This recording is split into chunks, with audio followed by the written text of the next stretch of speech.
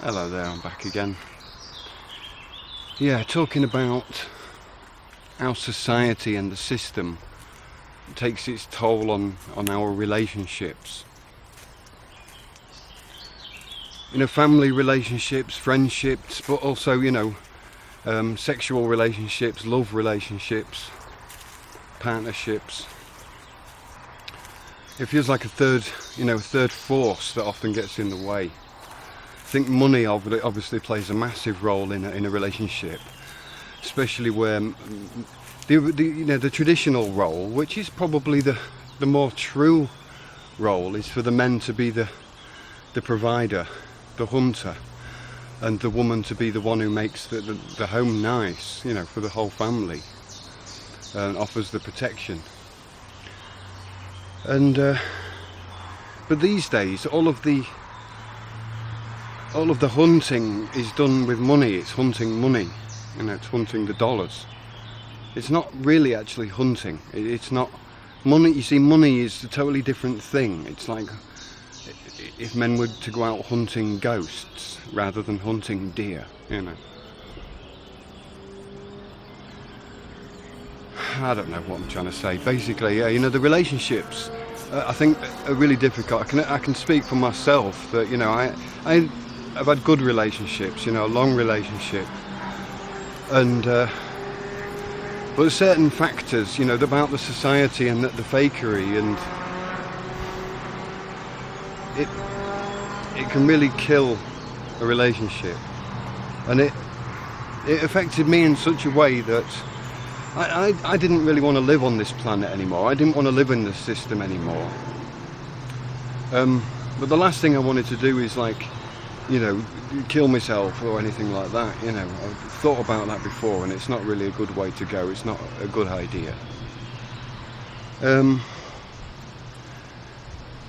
I'm looking at the situation thinking, well, okay, the only thing I can really do here is use my mind. That amount of worry, that amount of stress, that amount of anger, that amount of that pain that comes up inside of a person in the situation where they lose a loved one, or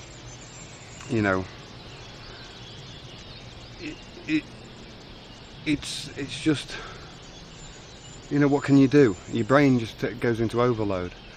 And this happened to me, but it happened over a long phase of time where I had the chance to then say, okay, I'm going to start to use my mind to research law and politics and things, because I wanted revenge.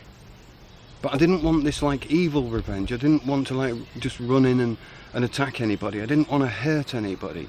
I wanted to prove to that system that I wasn't that evil person that I felt that it was always projecting me to be. I wanted to prove that we people like me, my kind, we are nice people, we are good-hearted people, but we don't just obey orders, we don't just submit to authority, not even from our own loved ones. There comes a point where we just have to say no, and that's the most hardest thing in the world, is staying true to yourself when others expect different from you. In a relationship, all kinds of relationships, family, friends and everything, but especially the ones where we bond ourselves to our partners, man and woman, say, we give so much of ourselves. We make kind of this we give our body to the other, we give that trust, we give our whole life to them, really. And then when that's taken away, there's only one of two feelings, there's one of two main feelings. You feel empty, or like you're somebody else. And I think it's good to accept being maybe just somebody else, or maybe, I don't know. I feel to a certain degree the time I spent with with the women I've loved have given me such love, and their soul, a part of them has gone into me and made me a fuller person. But I think in order for for that space to be filled. You know, I needed to take certain parts of myself away to allow my partner, my love, to enter me, you know.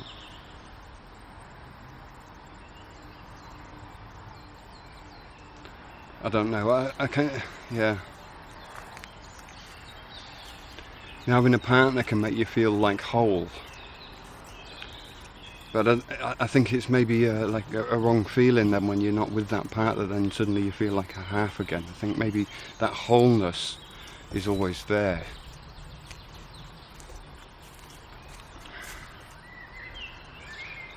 But really that, you know, I tried to look for where things had gone wrong, you know, where things could have been better and all this lot, you know, where you could change the past and make things right, even in your mind. And the only thing I could come up with really was to like use my mind to study the system, the world, to observe the world, to listen to people, to listen to people's problems, to learn why the world has turned this way, why the world had such an effect on my relationship. How can I then gain some power from this point to change things, to make my life fulfilling again?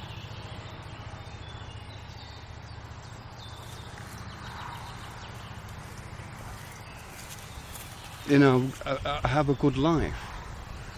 But I think a lot of you can relate to the fact that, you know, life isn't just about just keeping on. It's actually about always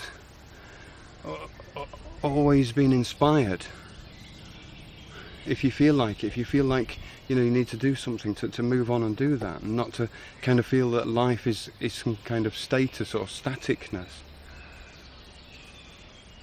At the same time, I'd love to just go home and sit down and relax and just stay there for a long time, or lay in bed for a long time. You know, but there's time for that later.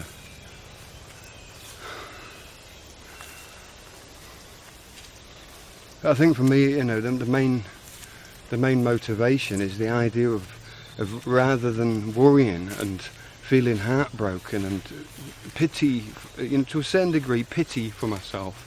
But then the problem is when I remove that pity, that self-pity, all of that self-importance tends to go out of it with it. You see, you know, I don't think you can relate. I don't go into the detail. You know, compassion goes away as well. When you lose your own self-pity, you lose compassion, your own compassion. So then what you have for others is a memory, a feeling that's like a residual emotion that you used to have when you had such a simple problem, say. You find only compassion with those who have such an intense equal problem, or have found something equally, you know. But compassion for small problems disappears, you know, when you remove your own self-pity. But as it says, you know, it says in the Lord of the Rings and Bilbo, if Bilbo had killed Gollum, you know, it was actually the pity of Bilbo that saved Middle Earth. And I know it's just a fantasy story, but I like the idea that pity is actually one of the things that, you know, actually saves us. When all my years I've kind of loathed pity, I've always felt like, rather than, you know, in any situation, any breakup or any disappointment or anything, rather than, like, you know, top bottom lip go down and sulk, which I do on the inside very, very, very badly. I'm not you know, I don't take things so lightly. But on the outside, I'd rather think to myself, okay, pragmatically, I need to deal with this situation. And it's the same now. I'm talking on my videos constantly about, you know, what I feel is like getting closer and closer to certain very, very deep but powerful solutions to our lives, or my life. But I wouldn't tell you if I didn't think it couldn't be transferable. It's like smelling something, a fragrance from a distance, and knowing, you know, just through the nose, that's the way. But there's no proof. You just need to kind of have a scent for the thing.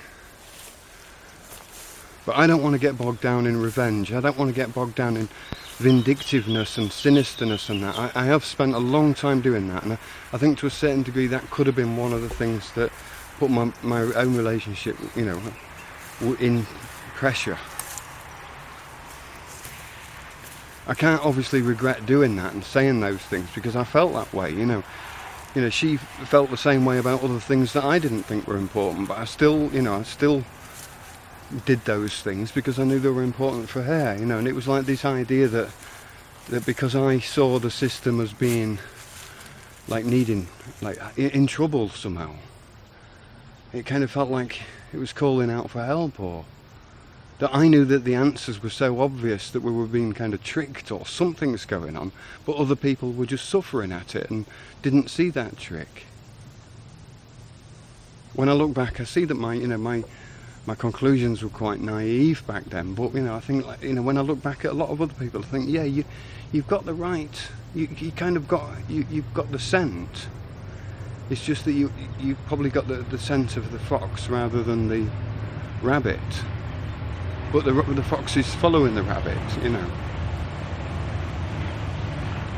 So we've got the sense of something, and it can't be anger, and it can't be all of these things. But I feel so fucking angry. I feel so angry at the system for ruining my life in some ways, for turning the people I love into somebody that I don't know anymore, you know. Friends and family, and causing so much trouble, turning, you know, the family against itself and stuff. And I get so angry about that's why you know, like, maybe making videos keeps me like a little bit calmer, because I know I've got a video, and I'm going to think about a topic, and I'm going to try and deliver it, and that'll keep my mind on something, you know, keep my mind off the anger. Because to be quite honest, I am very angry, and I don't know what had happened if I didn't, you know, think about this all the time. You know, didn't look, you know. Now I'm not, it might be a little bit windy, I'm not looking for any particular legal procedures or anything. I'm actually just looking because I've got the time, you know, because, you know, I can't just go away. I can't just leave the planet. You know, and I can't just change it in a day, and I can't go back. So all I can do is I can spend my time, every moment of my time, calmly looking at the things that I can do. And this is just, you know, this is so humble, it's so simple, so easy, that, you know, I think I should really do more. I should say more, I should get more involved, you know, but I'm not the one who decides anyway. It's a decision that's made kind of like, it comes through my heart. And that's something that I find really difficult to portray to people, is that I don't have a plan. I used to try and make plans, but those plans were the things that made me unhappy in life. There were a few things that I thought were plans, you know, that weren't, that were like actually, you know, true things, but most of the things I was doing were blocking me. Most of the plans, not the actual life itself, because I noticed then that the outcome, you know, for example, you could plan to search for some people, say you want some musicians, you know, drummers and bass players, and so you put an advert in the music shop and in a music magazine, and you go down to like different music places, and nothing at all. And you can be in a supermarket Tuesday afternoon buying, you know, a packet of peanuts, and stood next to you there's a guy with like you know, obvious signs of being a bass player, big hands, you know, tattoos, whatever. It could be anything. And then you see the guy and you get talking, oh, you a bass player? Oh, I haven't played for years, you know, sick of the music scene or whatever. And he turns out to be a really good bass player, say.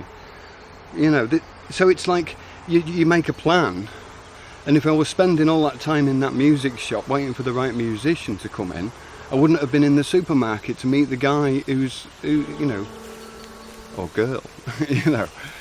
It's this mystery that I love more than anything. And you can only really embrace the mystery if you allow it, if you invite it. So often when the doorbell rings, or there's you can see mystery coming, we avoid it. You know, avoid it as if it's like, don't get involved in the unknown. Because we generally live in life as a bystander effect. It's like when there's a fight in the street and you got a ring of people who don't know what to do. They're all just hypnotised, and it takes somebody to say, "Hey, help! Let's stop this fight." The bystander effect, and we've got the same effect in the state of, in our mental state, in our, in the mental realm that we all share. The mental realm, the place where we tell jokes and laugh, but the things don't exist on the outside, but we all know them. This is like, the heavens, the shared brain, I don't know, hive mind. There is that space that at least we perceive it to be the overlap between our bubbles of perception, which is where we share. So I don't know where I was going on this one. Relationships, bubbles of perception. Using the mind. I realised quite a while ago that my mind wasn't me. My thoughts weren't me. It was like kind of using your computer and forgetting that your computer's not you. It's you that's the user of the computer. And the computer's just an extension of you. And the mind is an extension of us. It gives us great abilities to see and perceive the world and conceive the world and understand and comprehend and make new. Reflect, remember. But that isn't life. Funnily enough, life is so sublime. And I mean, we know it, you know it. A lot of you even more and more and more, and it gets deeper than this. It's like, how can you turn off the brain? How can you turn off, not the brain, the mind? How can you turn off thought, the mental chit-chatter? Because if you can achieve that and stop the world, your world,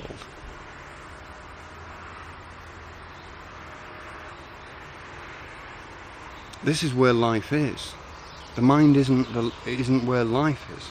So the more time you spend thinking, the more time you feel like you're not really alive. You don't get that energetic feeling from life, especially if you're just regurgitating your own thoughts. But like I said before in this video, the only thing I could do was think. So knowing the fact that my brain, or my mind, should I say, really, my mind is like a computer. It'll work even when you leave the room. You'll get back and it'll say, okay, and you click the button. And, the computer can wait for you, same as the mind, it can wait for you. So knowing this, I'm thinking to myself, okay, if I just use my mind fill it full of all this lore, just study, but without getting emotionally involved in what I'm studying about. Looking at totally literally. Obviously reading it with passion. Reading it as a human being, but not like being judgmental about the words I read.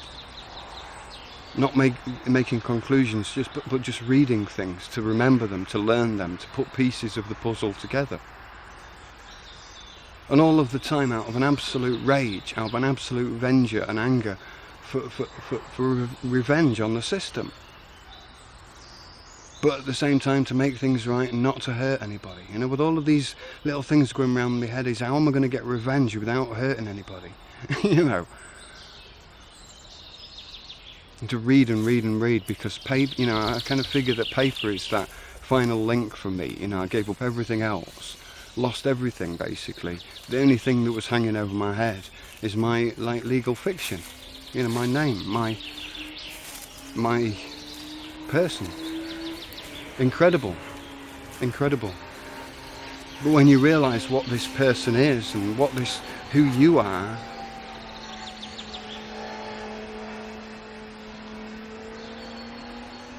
perception changes. In fact, most often I don't need to really think that much, because life, it's not simple. In fact, it's so complicated that that nobody else has got the answer, so therefore worse than anyone else. as far as like thought or intelligence or mental. Doesn't matter, we know so little. And then those who consider themselves intelligent and knowledgeable, that knowledge is always questionable. If you've read, a million books on false science that you believed without self-questioning, that entire knowledge could just turn out to be rubbish. And then aren't you just the most stupid man or woman on the planet, because all the knowledge that you was using all these years to impress people with is suddenly, it's just a fantasy story. Anyway, I'll leave it there. I think in a way, because I started with the relationships thing, I think the most important thing that I've found is to not treat everybody equally, not to expect to be one type of person, to learn to talk to some people about some problems of the world, talk to other people about other problems of the world, and talk to other people about solutions and not the problems. And other people's maybe just talk about what they want to talk about and listen and find out maybe where their problems are and throw in questions. But I think to actually kind of get a mission of like wanting to then change your partner or change the world without really going inside of yourself, it's a dangerous thing. It's much better to kind of like just suspect that there's things going on in the world, but not jump to any conclusions, because a lot of the things that I thought were real weren't. They were like double bluff. Magic shows have always got a double bluff in. For those who can see behind the curtain, there's another trick. The magician knows that there's other magicians watching,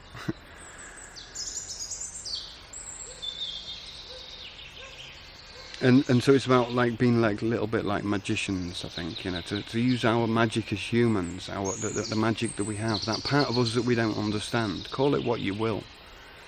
But I don't understand myself, I don't understand anybody else, and that part that's magical about human beings is the thing that I think that we can look for, rather than just looking for this mental aspect about what's true and false.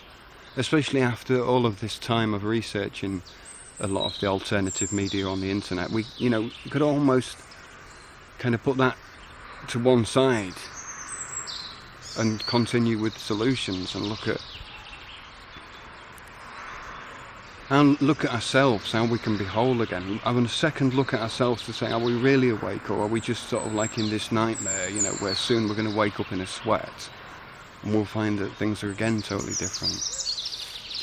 And then actually getting used to the fact that things are ever changing, and never to rely on the fact that you've reached a state that will stay constant.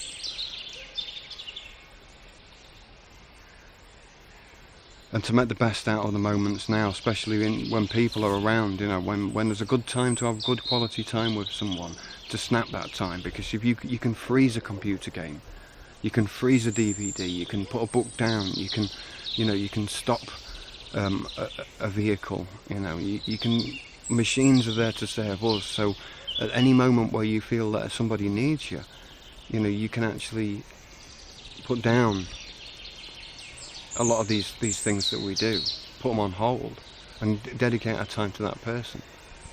Usually we won't want to feel like it because that person seems to be upset, and we don't really want upset people around us because we're upset ourselves, and we don't feel like we can help others because we're upset. But just talking and being together, and sometimes just talking and not needing an answer,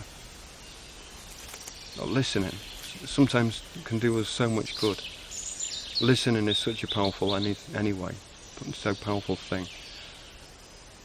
In a relationship, it's the most important thing, I'd say, is to listen. Maybe even take notes. All right then, thanks a lot. And our relationship I appreciate too. This is for me a learning journey, and I hope very much that you'll accept me for who I am, even when I change a little bit to somebody that you don't like anymore.